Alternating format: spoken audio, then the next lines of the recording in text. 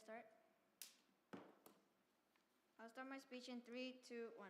Mr. Speaker, in their world, they're following the status quo with equal voting and just giving one vote to everyone, no matter how vulnerable they are. For example, minorities will also get one vote along with majorities. However, in our world, we're going to use poor preference voting and give people that are intensely in debt and in poverty 3 votes during elections, and people that are less poor 2 votes, and the others with 1 vote. And for example, we're going to give these education to these people and about how to vote, and since they are poor, and obviously they will see what policies these candidates will have as there are things like posters to help them, and we characterize poor people as very vulnerable people who can get hurt a lot if the policies and politicians get too much taxes, as they can't survive there very well, as even originally they didn't have a lot of financial profit, and we think that poor people should get prioritized, as we think that they're the ones that get affected the most when policies change, and our goal is to make a fairer and more equal society as the world that we support. Moving on, our first argument is about equality. The impact is that equality is one of the core values of democracy, and discrimination is hurting innocent people who didn't choose to be poor. And the mechanism is that in their world, they get equal votes, and politicians, if they make too much policies, obviously they know that they can't keep all of them, and there will be backlash, and they'll get reduced popularity. And thus, they will want to make few policies that can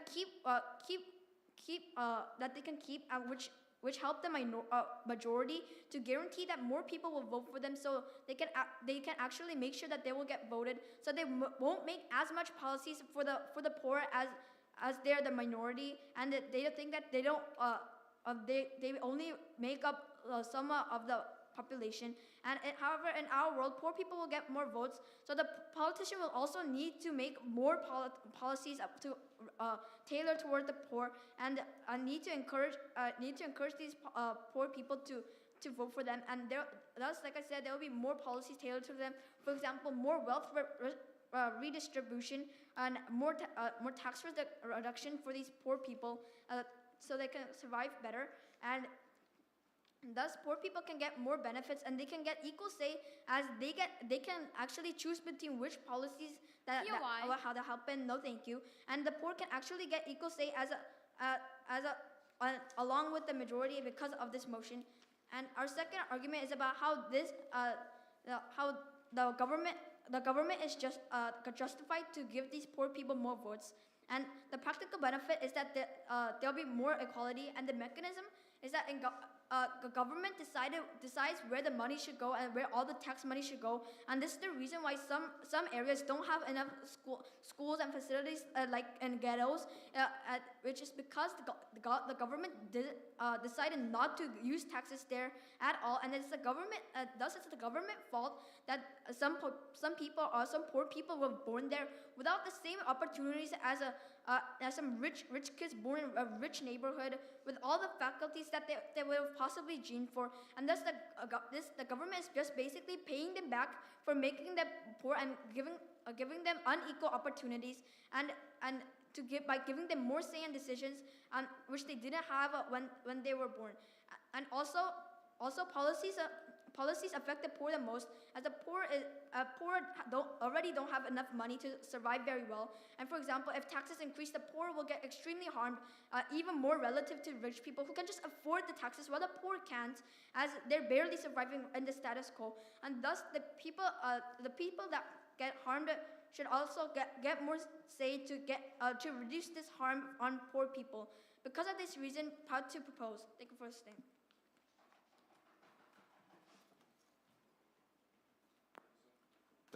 Thank you so much to the Prime Minister and the first proposition speaker for that speech. I'd like to invite the first opposition speaker. Here.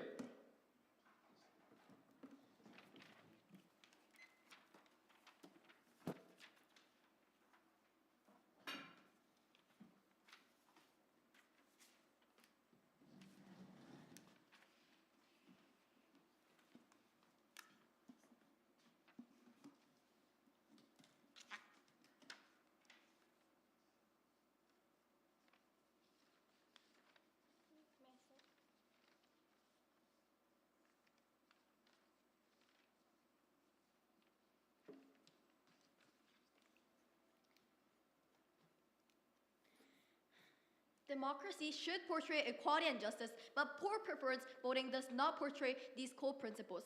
Two parts of my framing. Firstly, how does the status quo look like? A, as both teams should agree, the vulnerable stakeholder is poor people, and in our side, the general minority, but we think that we're the ones who better protect them by immediate solutions. And B, equal voting system is the main system used in the status quo. This is our role where we support all citizens having equal amount of votes. And secondly, how does their world look like? A, the standard of people who can receive additional votes like LGBTQ and race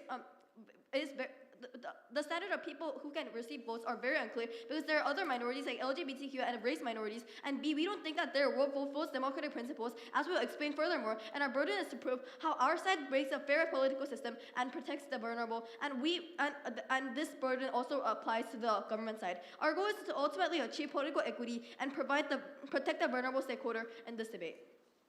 Now, moving on to some rebuttals towards their side.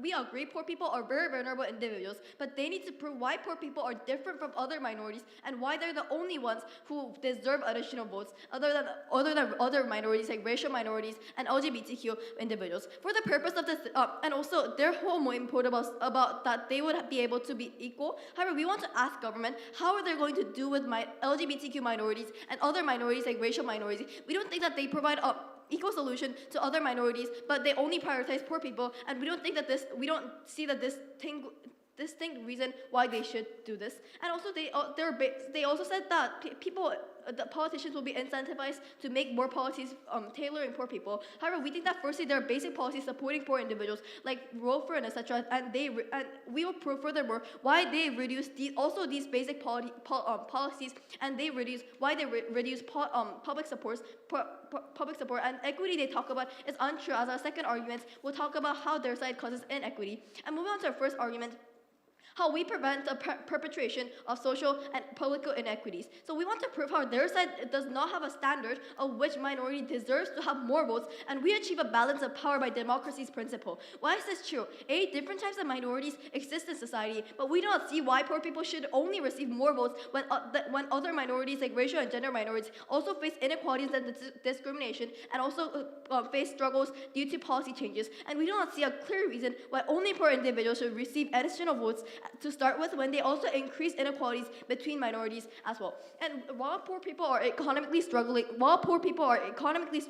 they provide an irrelevant solution, which is to give more political power, as I'll explain furthermore. But rather than making additional inequities, we want to pursue democratic principles where every single individual are granted the same political power. In our world, we grant equality and justice for individuals, as our deputy will extend furthermore. The impact here is that there will be social chaos and confusion in their world because poor minorities are the only minorities that are empowered, and other minorities also want more political power, but only giving poor individuals more power makes conflict between minorities and makes society unequal. Moving on to the second constructive about how our side better protects vulnerable stakeholders, which is poor individuals. We provide a direct solution to poor individuals who struggle because they cannot put food on the table or because they generally have less opportunities and etc. Then how does our side protect poor people? Their side gives more political power to poor individuals, even though we tell you that this is unjust. But also, while poor people are economically struggling, they provide an irrelevant solution, which is to get more political power, not economic benefits. While their side does not solve the root cause of struggles, we also want to prove how their side also blocks already existing systems in our world that supports poor people, like welfare. Why is this true? Their side eliminates public support of poor people because the public will think poor people are already getting enough support by the government and does not need more support. People who supported systems like welfare systems by donation, etc., won't feel the need and incentive to do this furthermore because they don't think that poor individuals need additional support for themselves. To conclude, Honorable Adjudicator, if you want a world where there is political equity and better support of poor people, you definitely need to stay inside opposition. Thank you.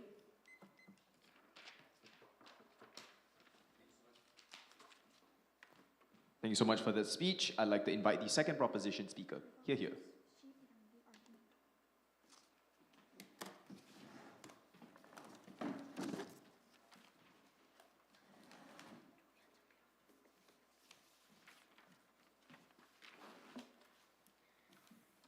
I'd like to start my speech in 3, 2, 1. Judge, this debate is about which side can actually benefit poor people more, and we believe that our side does that better because of the fact that our side creates equality and a better long-term benefit for society holistically. So moving on to my rebuttals, your side talked about how democracy is about equality. We believe that actually democracy is about equality, and we think that our side would create equality more because of the fact that in the first place, why poor people are poor is because the government cannot run their policies to help poor people out good, right?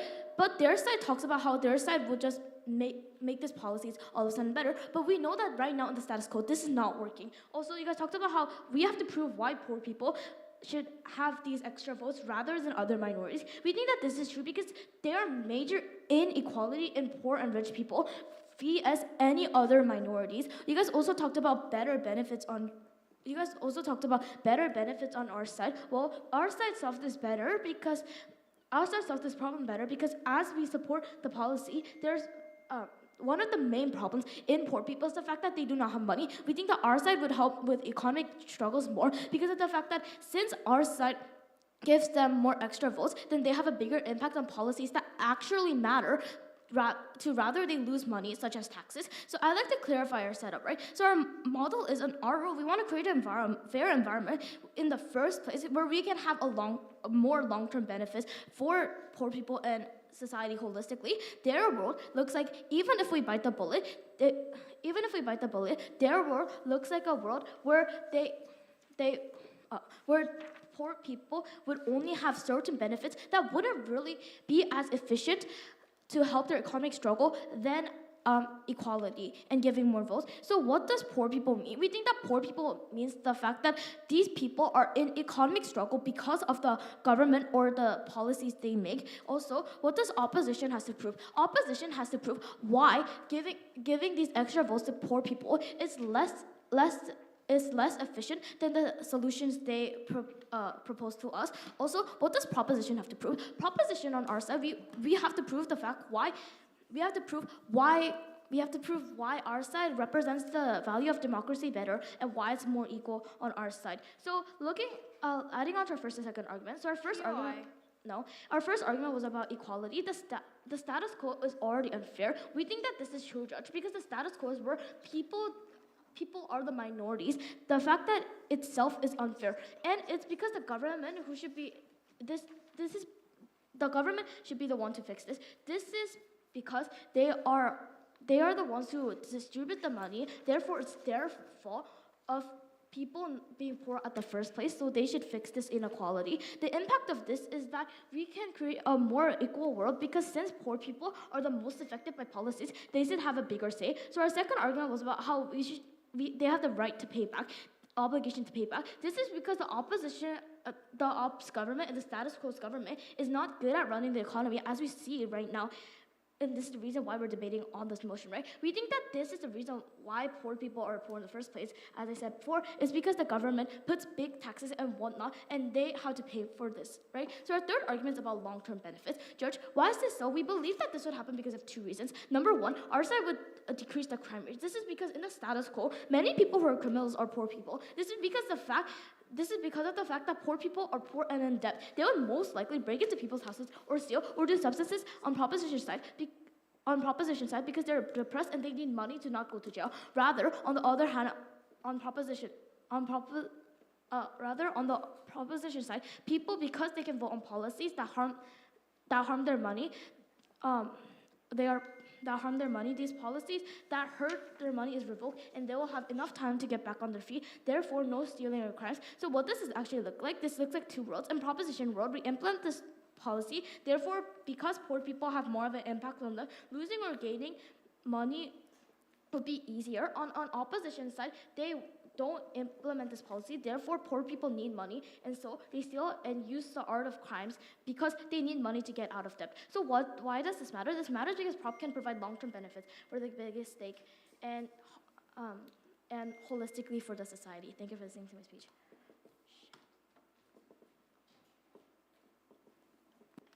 Thank you for that speech. I'd like to invite the second opposition speaker. How much minutes did you speak?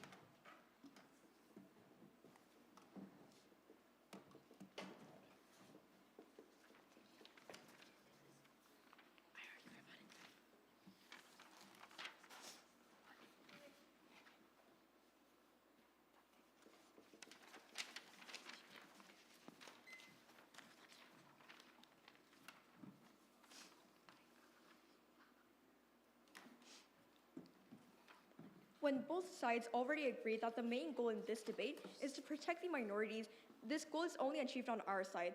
The public is already opting into helping the poor by policies like welfare programs, and we say that the proposition side is only incentivizing the public to stop supporting the poor and stop opting into things like welfare programs. This is why a team opposition takes this debate home. One clarification before moving on to the rebuttals, they unfairly characterize our role by saying that the poor needs to pay a lot of taxes, and this is why they are the ones who get the most affected by things like policies, and their whole mechanism and impact relies on this. We say that on our side, we are already seeing policies where the government only requires taxes that are proportionate for how much people earn, which is why this would not stand on their side. Moving on to some rebuttals, they assume that they can create an equal society for the poor, saying that politicians would inevitably have to follow the demand of the poor because now the demand of the poor is being valued since the poor has more votes. Two main reasons why this is not the case. Firstly, if poor receive the right to gain more votes compared to the majority, this will only increase the feeling of hatred towards the poor and make people think that there is no reason to protect them further on. This would naturally increase public demand for the politicians to stop caring about the policies like welfare programs and therefore reducing the incentive of politicians to help the poor. This creates a cycle of poor people where poor people are not being able to get out of the situation because now politicians are not incentivized to solve any of these problems because they have to follow the public demand in order to be elected, and this is the main incentive of politicians. But secondly, the poor is not likely to always use their extra votes on things like policies on welfare programs, which would be extended in my third argument. And even if we charitably agree to the proposition side's best case, they sacrifice the core principle of democracy, which should never be sacrificed and should be prioritized regardless of the situation. They say that they're able to reduce crime rates and say that this is essential and talk about how this has such a big impact to society. We get their impact and we agree that reducing crime rates is very essential to in society. But we say that we can flip this argument because on our side we're able to better protect the poor, but on their side all they're doing is that they're increasing demand and public demand for the poor to not be supported and stop being supported by the politicians.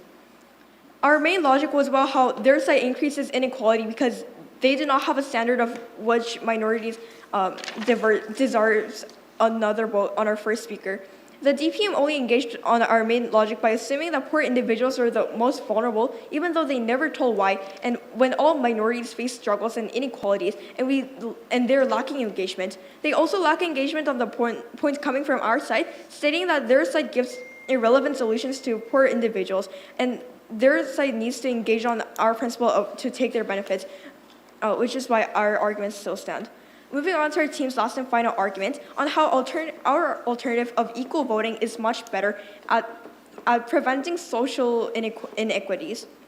The poor would have diverse parts of their identity, and it is not that we can simply define them as poor individuals. The poor would still have their own perspectives on politics, and this will look like things like which policy they like or which party of the politics that they support. This means that there is simply no guarantee that the poor would advocate only for things related to welfare programs. This leads to giving the poor more votes that the poor would use for their own personal good and their own personal thoughts rather than things like supporting their own community, which is a poor community. This creates an imbalance between individuals, which directly goes against the principle of democracy, which should always be prioritized regardless of any circumstance. On their side, they're giving very irrelevant solutions to the poor, and we say that the poor people and the minorities are much better supported on our side. For these reasons, so proud to oppose. Thank you. Thank you so much for that speech. I'd like to invite the third proposition speaker. Here.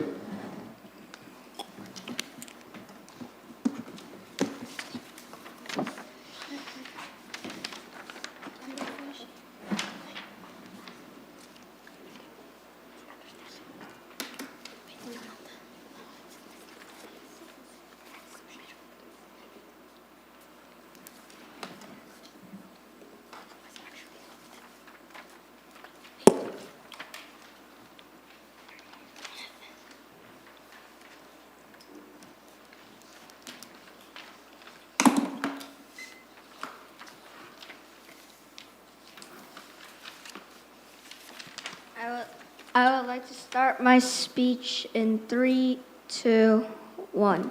Judge, in a world where the poor are in the state they are currently in, allowing them to choose the best politician that can actually represent and help their needs benefits us the best, and we need to help them as they are the most vulnerable stakeholders in this debate and not anybody else. Proud to propose two things in my speech. Firstly, I would like to move on to my rebuttals, and secondly, I would like to move on to my clashes. Firstly, moving on to my rebuttals, they claim about democracy and how their side actually supports it better and represents it better. But isn't one of the democracy's main goal to protect every stakeholder and actually allow them to benefit from them? They only consider about equal rights rather than how the world would actually benefit our most vulnerable stakeholders, which are the poor people, not the other minorities such as black people. And they only care about how democracy works and when their side still doesn't fully fulfill what this means. They also claim that they help other stakeholders better, such as minorities, like gay people or like black people. But how does your side help better when your side can't affect poor people, and also black people can't be solved through definite policies like discrimination is banned, while poor people can easily be mitigated through policies like health redistribution. And also you guys, no thank you. Also, you guys never explain why giving poor people more political power is injustice. And in the motion or in the info slide, it clearly says poor citizens, not minorities, and they're arguing for the wrong people. Also, they claim about how politicians would listen to poor people more, but A, this is a reason why we would implement this policy, and B, would your side rather have a world where poor are not benefited? No. Poor people would not, they also claim about poor people would not only use extra votes on money policies, A, but that is not true because they would vote on other incentives such as money.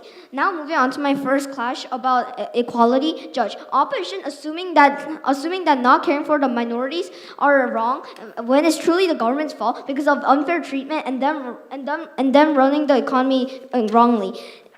It's because of the government. Poor individuals are in the spot or in the state they are in right now. Two things in my clash. Firstly, I would like to do some world comparisons, and secondly, I would like to move on to why we take this clash home. Firstly, world comparison. Our world looks like a world where minorities actually have the chance of earning the politician that can actually prioritize and represent their needs. This is essential for equality, as having minorities be on the same page allows more jobs. More jobs meaning economy growth and meaning taxes that can be spent to help other minorities' needs as well. This allows further growth and more fairness in our side, while theirs only allows one vote per person. Their world looks like a world where while average class citizens or rich citizens are actually choosing for their leader, minorities struggle hopelessly rather than voting strategically with lots of votes.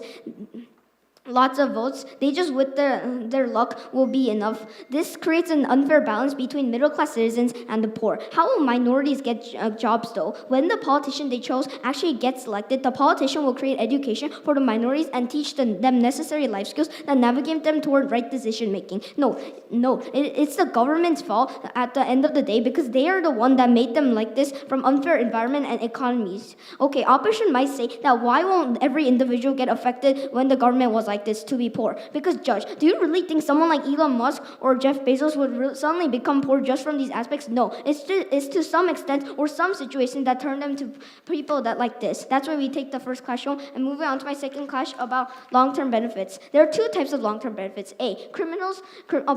Judge, most criminals are from the poor because they need to steal or take something from someone. The whole incentive of someone poor is to gain resource to live and actually survive when allowing to actually get a job, allowing them to buy resources they need and a shelter. When allowing this to be solved, crime rates would drastically go down as their main incentive is to steal and take something from a store or what's not. And B, economy. Judge, explained in my first clash, when they are properly educated, they have the ability to fill in a big amount of workers, allowing economy to raise. Meanwhile, more benefits from taxes as the politician's main goal is to make a better country as itself. Their world can't do this because they are way too reliant on politicians to do everything for the wrong stakeholders, and the benefits might not be enough for and not be beneficial for the minorities, which are our most vulnerable stakeholders. That's why we take both clashes home, and I'm so proud to stand for side proposition. Thank you so much for that speech. I'd like to invite the third opposition speaker. Here.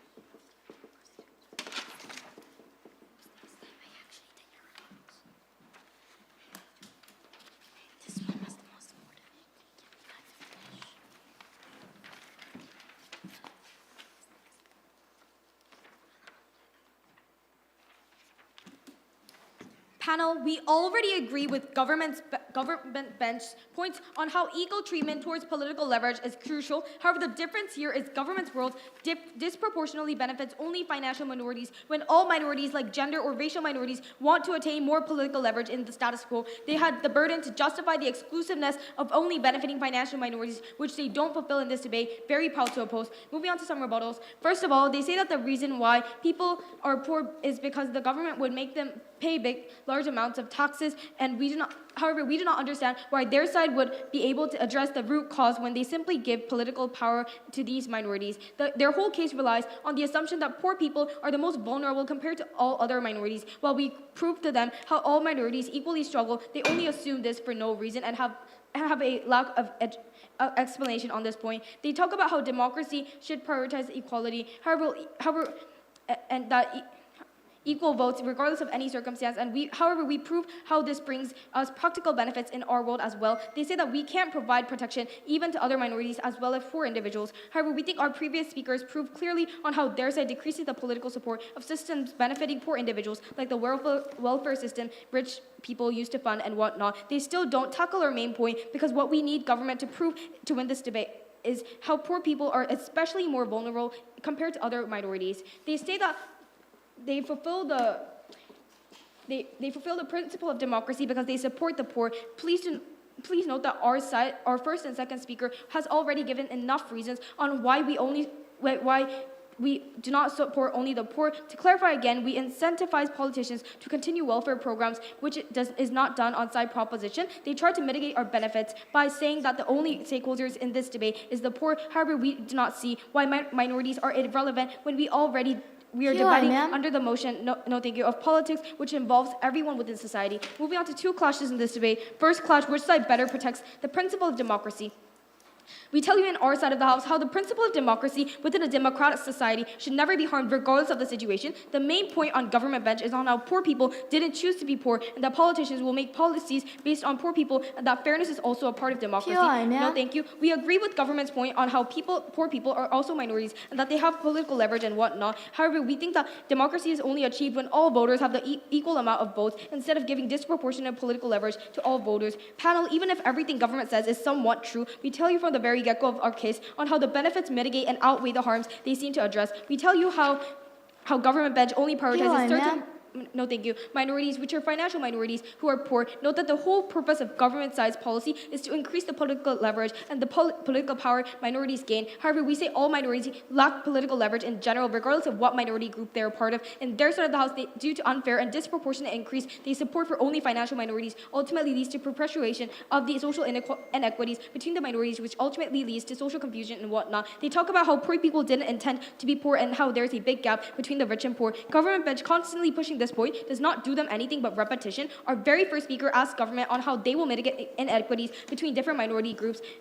However, there was no adequate explanation on this point whatsoever. If the government bench applies if the mechanism government bench applies in justifying additional voice is true, we say that physical minorities like disabled people also didn't intend to be born this way. Their side cannot push equality as their side's exclusive benefits since they lack explanation on why poor people have a somewhat exclusive characteristic. Moving on to the second clash, which side better mitigates the social inequities minorities are facing?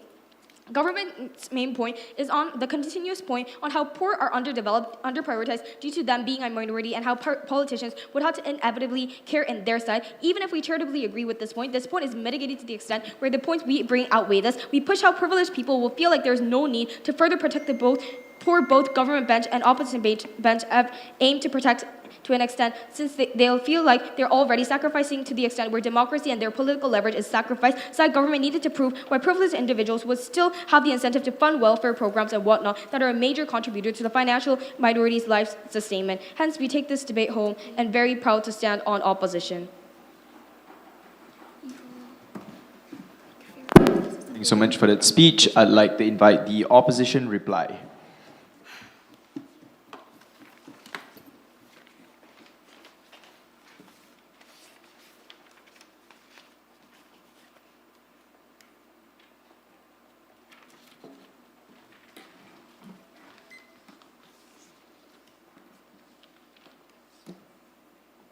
I'm Hannah Choi, I'm op reply, and I will start my speech in my first word. This motion is about which side will be able to make a fair political system, and we think that we can fulfill this burden and Gov cannot, as I will explain later on in my speech. First of all, the biggest flaw from government side is that they reject to engage in any of our points on how we support the poor and the minorities and that we protect the principle of democracy. They repeat their assumption that they better protect the poor. The impacts and benefits they say is better achieved on our side, which makes us win this debate. Therefore, now moving on, the reason why government cannot fulfill the burden, I will explain why the government cannot fulfill their burden. The whole point coming from Gov is that they will be able to have an equal political system. Judge, please note that to have a totally equal system, they should give these special voting opportunities to different minorities, or just like literally do not give any special opportunities to the minorities. And we think that these different minorities are such as LGBTQ+. They had to explain why only poor should get the special opportunities, and they only explain that these minorities are just the most vulnerable. However, we think that they have not given us any reason why and any mechanism on why, when still all the minorities face struggles and inequalities. We think that we did not hear any engagement on this point, that they give us on the point that they give poor people irrelevant solutions, which cannot really solve this problem, economic problem for the poor people. And we think that because they have not given us any explanation, they have lost this debate. Moving on, we think that they make another gap in between the minorities. In the status quo, there is an existing gap between minority and the majority. But however, with the government team's approach, by only giving benefits to the poor, they make another gap in the minorities, and they had the burden to explain why it's still okay to only give these opportunities to poor. However, because they could not fulfill their own burden. Now moving on. We think that we fulfill our burden because we make a fair political system, because everyone starts at the same line, not like the government's world approach. We do not only give poor these opportunities, we make equal rights for every single people. By doing this, we make a fair political system. And we hear no engagement on this point. That's why this point still stands. Lastly, even in their best case, fails to tackle inequity between minorities, as they lack direct engagement on why poor individuals are especially vulnerable, deserving even more votes. We believe that this is extremely important. By not engaging this, they lose this debate also, because this is one of their main point. This is one of our main rebuttal to their main point. Their side also lacks engagement towards our point on how poor people will not be protected more in their world, because the public does not feel the need to support the poor even more. Their side does not tackle the root cause of struggles of the poor, which is economic issues, because they only provide more political power, even though this is unjust. So proud to oppose. Thank you. So much for that speech. And to conclude the debate, I'd like to invite the proposition reply. Hear.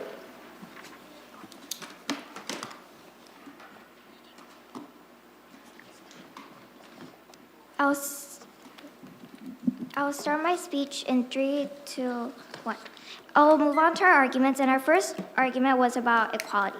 Equality is obviously on our side because we give minorities a chance to choose a politician. Giving more votes will create the imbalance in the status quo to be a balanced voting system. However, on the other side, they obviously will have imbalance, but they talked about democracy, but we believe that equality is way more important, and I will talk about this later.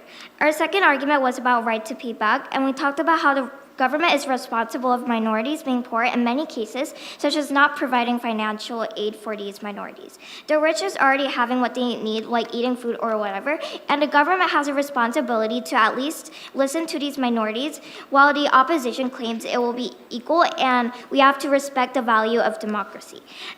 The government should give the opportunity of having politicians that provide needs for not only minorities but also rich. Our third argument was about long-term benefits, and there will be 2 different types of long-term benefits. A is there will be less criminals, because poor people tend to commit crimes not just because they want to, but also because they need to, since they need food, for example, to survive. B, we can create more jobs with more stable poor minorities, meaning we will have more workforce to a better economy.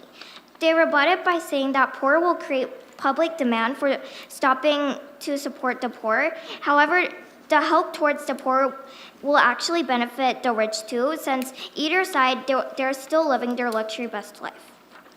They didn't rebut to our arguments fully at the end of the day. Now I'll move on to the flaws of opposition. A, they never explained why giving poor more political power is unjust. And B, they failed to answer to our burden, and they had to prove why their side is more equal, and they talked about how the meaning of democracy. To clarify, your side at first cannot achieve equality because your side's government doesn't run the government at first, and they never responded to this point. And also, they need to prove why helping other minorities is more important, but we tell you, Judge, the policies of the government do not matter as much as it does to poor people. They never responded to this point as well. And they also failed to prove why politic equality is important, and this is one of their main arguments, so this does not stand. Now I'll move on to the main clash of this debate, which was about equality versus democracy. The main question of this debate is equality versus democracy, and we believe that our side, who has shown democracy, is way more important than the democracy's values. We give respect to those who didn't choose to be poor or minorities, since they actually get a much more higher percentage for a politician that could actually benefit them in the future, like financial aids. This is likely since there is more poor votes than rich, and with a politician that could help minorities, the politicians that benefit the poor can also benefit the rich, while in the opposition's world, politicians will only benefit the rich.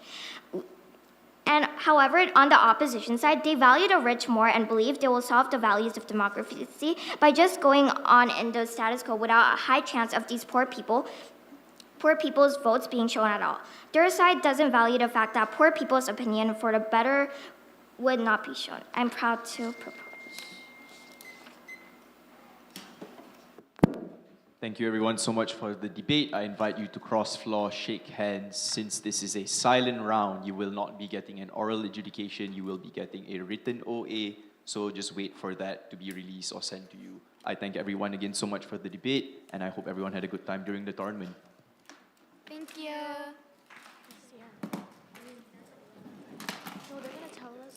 Please give a round of debaters on stage.